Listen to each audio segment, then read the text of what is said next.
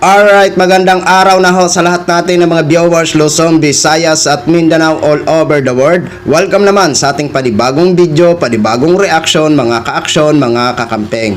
So eto ho mga ka-aksyon, pakinggan ho natin itong bakbakan ni Attorney Palsis versus Attorney Libayan ng mga DDS. Ay, mga DDS, mukhang nangangamoy kakamping si Attorney Libayan ha. Mukha lang naman ha, mukha lang naman. Masabi naman ang mga DDS, pinapakaba mo kami action man ha. DDS yan si Attorney Libayan, amin yan. O, eto ho mga ka-action, mga kakamping no. O, ito ho ang naging komento ni Attorney Libayan regarding sa pampolitika, usaping pampolitika ho ito, no? Sa this coming 2028. So ito man ang matindi na naging rebat, no, ni Attorney Palsis sa kanyang naging reaction o komento nito ni Attorney Libayan. O etong labanan ho ngayon ha. DDS versus, hindi ko alam po ito si Attorney Palsis kung kakamping ba o neutral lang siya. O ipagpalagay na ho nating kakamping. Oo, ipagpalagay na lang nating kakamping. O labanan ng kakamping versus DDS, abogado sa abogado. O ito ho mga ka-action, panoorin at pakinggan ho muna natin bago ho ako magbigay ng aking sariling opinion ho dito. Yes. Okay, I got question number 7. Parang miss you to. Sino dapat mamuno sa bansa? Exclusive kagad. 2028 at bakit? Ayan, ha? Okay. So, when it comes to leadership kasi, I have a different point of view. I don't look at the person. I don't look at the people. I look at the qualities that they should have. Yun yung aking pamantayan eh. So ngayon, kapag hindi ko pa nakikita kasi yung buo na linya ng mga tatakbong presidente, it's very difficult to actually choose right now because of course, as of the moment, alam naman natin sino pala na nag-declare, si Sara Duterte. Yes. Oh. Diba? So, kanino ko pipili kay Sara Duterte? Hindi na choice yun. Diba? Kasi siya na lang yun nandoon. So what I'm telling my followers actually and the people who listens to me is do a checklist of the characters that you want in a particular leader and try to fit them doon sa mga tao na tatakbo. So what are these characteristics that you think we should prioritize? Well, of course, syempre, number one, I think is political wit. Because as a leader, you will be making hard decisions. And even if it is hard or people will dislike you, many people will dislike you, you have to do it. If you don't have political will, you cannot do anything. So that's number one on my list. Number two, of course, honesty. You have to be honest. You have to be transparent. You have to tell people what it is. You're not supposed to cloud things. So dapat nagsasign ng bank waiver ng bank Yeah, of course. secrecy. If that kung may tatakbong politiko na gano'n ang gagawin, that's a huge plus. Yeah. Kaya ang problema kasi dito sa Pilipinas, well, yung mga gano'n parang even if they are very important, hindi linalabas ng mga tao na ganun talaga ka-importante ito kasi they talk on petty matters, on drama that actually are not important. So yung mga tao din, nalilito na lang, darating yung eleksyon, boboto sila, they don't have an informed choice, pipili na lang sila ng kahit sino, then the Philippines is doomed again. Tapos syempre, isa pang character na dapat meron doon, hindi kasali sa political dynasty. Okay. Because I hate political dynasties so much. Parang feeling ko mamaya BFF na kayo ni Attorney Jess. After ng mga Well, sagutan na Yun to. yun din ang advocacy ni Attorney Jess. Oo, anti-dynasty din siya, di ba? That's just one of many advocacies. Oh, sige. And it Tapos ka na, Pwede Attorney. ba? Meron pang 2 minutes. Okay, Ba't na nga may timer? 2 minutes pa. 2 minutes pa? Okay, ano pa ba? Saan na ba ako? Yung pangatlo, di ba? So, pang-apat, of course, I want a leader that is young. Kasi nga, of course, we need new ideas. Hindi kasi na-enhance. Dito sa Pilipinas, ang malaking problema, we don't enhance much young leaders. parang young leaders, most of them are, of course, you are young. When you are young, you are at your peak when you are young. Mas mabilis ka mag-isip, mas malawak yung pananaw mo sa buhay, mas idealistic ka kaysa pag matanda ka na. So, if we will enhance that, young leaders, then malaki ang tsansa na magkakaroon ng pagbabago. Because if you will be putting in position the same people all the time, then what change will you So, be hindi pa sila expecting? masyadong politically compromised. Kasi Correct. bata Yeah. pa eh. No? Yeah. Hindi Di ba political trader? Correct. Wala pa masyadong maraming connections doon sa mga tao na mang-aabuso sa kanila o gagamitin Correct. sila for their Exploit. yeah, Parang si mag-i-exploit sa former kanila. Prime Minister Arden ng New Zealand. Youth yun eh, di ba? Nung naging Prime Minister siya, batang-bata. So makikita nyo kasi tapos syempre kung bata ka, you can actually see the fire in them. Yeah. Di ba? And it's difficult to kill that one. So kung ano yung tinatayuan nila, malaking tsansa, natatayuan nila yun hanggang sa dulo. Ganun yung mangyayari. Tapos, of course, hindi na, well, when you talk about their circle, yung kokontak o lalapit pa lang sa kanila, if they are in power na, hindi sila ganong kalakas ma-compromise kasi nga, they will be making the decisions. And hindi yung sila yung makikiusap para makapunta sila doon. So, pwede silang gumawa ng, they can gatekeep kung ano yung papasok at hindi based on their values. So, yun ang- importante ang values and moral Of standards. course. Values and morals. Kaya nga, I always talk about character. Character is important. Character is not built in one day. It's not even built in days or years. It's from childhood hanggang lumaki ka. So yung pagsisinungaling, pagsisinungaling, tapos pagsabi mo ng tama, pag ako mo ng pagkakamali mo, that's character. Attorney Jess? Yes, nakalimutan ni Attorney Libayan ang isa sa mga pinaka-importanting standard for character. And yun ay hindi corrupt. Nasabi niya political will. Kung political will, Raffy Tulfo may political will. Lenny Robredo may political will. Makikita mo sa Carlos Sunday sa Naga, mga innovations niya sa Naga, yung My Naga Act. Raffy Tulfo, makikita mo how he fights for the people. May political will. Ako kasi kahit na hindi pa nagde-declare yung iba, we can already try to look at dun sa mga presidentiables. And ako, sa 2028, I definitely will never support Sara. I can consider Senator Raffy. I'm likely supporting Mayor Lenny, but sabi niya hindi siya tatakbo. But if she runs, siya ang susuportahan ko. And itong dalawa na to, compared kay Sara, hindi corrupt. Raffy Tulfo, wala pang allegation of corruption. Any credible allegation, wala. Mayor Lenny, yung sinasabi ni Attorney Libayan na honesty, nag-sign ng bank waiver. Si VP Lenny, baka nakalimutan lang ng mga tao.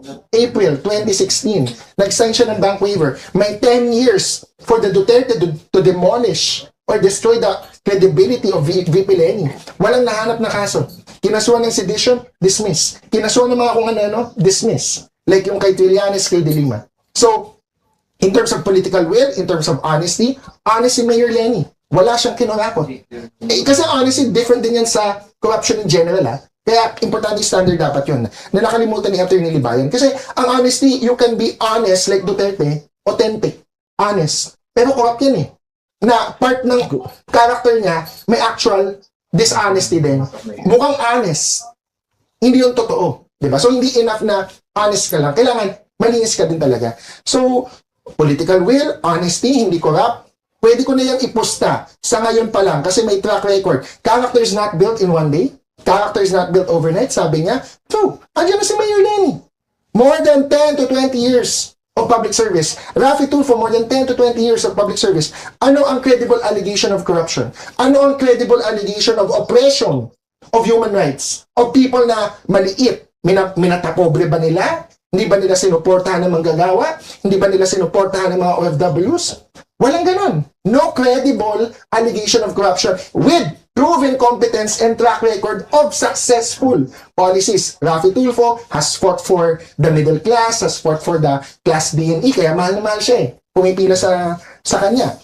Lenny Robredo, mga tao sa Naga, talagang personal ang kanyang trabaho. Sabi nga niya, as a mayor, I think na commentan to ni Attorney Libayan or ng ibang DDS na parang, hirap na daw sa mayor, mas mahirap daw ang mayor, sabi ni Lenny, kesa sa pagiging vice president. Kasi ang mayor, everyday. Tapos ang i-handle mo, neighbor conflicts, yung problema sa traffic, problema sa aso-pusa, mga stray cats, stray dogs. Pero tatawanan siya ng mga DDS. Bakit daw mas mahirap yun kaysa sa vice president? Eh, ang vice president, spare tire yan eh. Ginalingan lang ni Lenny. Kaya mukhang mahirap. Pero ang pagiging mayor, mahirap yan. Kasi nga, ang tao, diretso hahanapin, mayor. Kasi si Sara daw naging mayor ilang term, di ba? Eh, ano bang nagawa niya as mayor ng Davao? Meron ba siya? Ang city kasi, kung 10 to 20 years na kayo, lalo na yung family mo, hindi lang ikaw So, 3 to 6 years siya na mayor ng Davao. Pero, after all this time, walang state university or city university ang Davao. Merong mga universities doon, pero hindi city university. Wala silang city hospital. May hospitals doon, state of the art. Yung Southern Medical, I'm forgetting the exact name of Davao. Pero that serves the entire Davao region, not just Davao City. And it's not funded, it's not operated, it is not managed by the city. Ang Naga meron. I think dalawa, although yung isa pa-close down na kasi nagtayo sila ng mas modern. Bakit yun yung standard? Kasi Cebu City, Quezon City, Davao City, these are the premier cities of the country. And if Quezon City and Cebu City can do it, na mayroong city hospital, na mayroong city university, bakit ang Davao? Wala. Mag-aasa siya sa national na yung mga university tsaka hospital na nandun funded by national, not by Davao. Eh, ang laki ng NPA. Ang laki ng national tax allocation Highest. ng Davao. And yet, they prioritize putting a large chunk of their budget sa confidential funds. Yung confidential funds nila, ano yun eh, pag kinumbay mo yung QC, Cebu City, and other cities na confidential funds, mas malaki pa yung Davao. Factual. Yes. And yung mga 670 million na yun na confidential funds, that could fund City University. So, in terms of VP Sara's direction, wala pa to sa corruption. Wala pa to sa honesty. Nasa vision lang to. Excellence, competence, policy direction. Bakit hindi niya naisip na gumawa ng gano'n? Kasi sapat na ba yung isang private na university or private na hospital? Eh, mahal yun eh. Private nga yun. You need a competitor na city university or city hospital to make it more accessible to your own constituents. And again, those private universities and hospitals na nasa Davao, na maganda naman yun, serve the entire Davao region. So you need to make a specialized one for Davao City people mismo, which is one of the highest population, Quezon City, Cebu City, Davao City. So, hindi mo pwedeng i-mix yun with the Davao del Norte, Davao del Sur, yung mga ibang kailangang pagsilbihan. So, as early as now, sa mga standards ni Attorney Libayan, kasi evasive siya, ako hindi. Raffy Tulfo, presidential ball, Mayor Lenny, presidential ball, I can already see them qualifying under his standards and the additional standards that I gave, which is competence, excellence, and of course, integrity or hindi ka dapat corrupt. So, yun na ho mga ka-action, mga kakamping. No, palakpakan ho muna natin ang dalawa. Sa maganda nilang discussion o debatihan sa ano na to sa ating incoming na magiging pangulo ng Pilipinas sa 2028. So, ayon kay Attorney Libayan, ang tinitingnan niya daw na karakter tulad ng political will, and then anti-dynasty, and then honesty, and then transparency. Kaso lang may nakalimutan ho siya. Hindi corrupt tulad ng sinabi o pinaalala sa kanya ni Attorney Jesus Palsis. Di ba? Eh, mga DDS, parang yung sinabi ni Attorney Libayan, lahat yun nakikita kay Mayor Lenny Robredo. Hindi ho yan nakikita kay Sara Duterte. Kasi alam nyo, sa totoo lang, example sa political will sa political will. So, kung for short, titindig. Kasi yung political will, kailangan, ano yan mga ka-action, isang matibay na dedikasyon o komento o matibay na desisyon na kahit na alam niya na may sasalungat o may hindi sasang-ayon o alam niya na may panganib pero matibay ang kanyang magiging pasya. Tulad ng halimbawa magpasya siya na panagutin ang lahat ng mga kurakot na opisyal. Diba? Ang lahat ng mga kurakot na opisyal lang ang kurakot lang. So alam niya na mahirap gawin kasi alam niya na medyo may panganib at siyempre may sasalungat, pero manindigan ho siya sa kanyang nagiging decision.